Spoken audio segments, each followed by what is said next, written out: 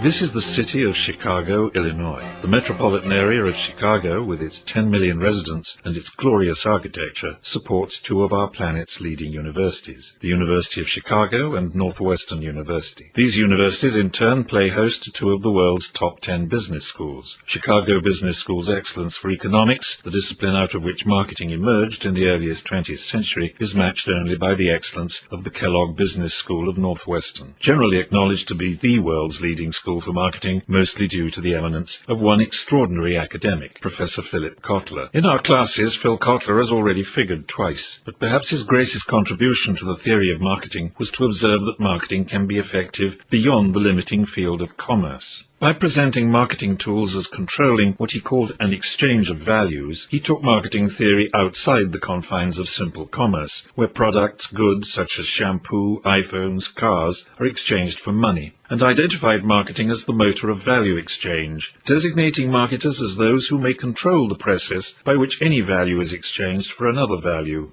Contexts for career marketers' engagement in exchanges of values, to flow directly from Kotler's observations, have been politics, charities, and other not-for-profit ventures, which had prior to the 1960s not been widely recognized as providing remunerative careers for marketers. We are a more successful profession, wider recognized for what we can achieve, and richer, for Philip Kotler.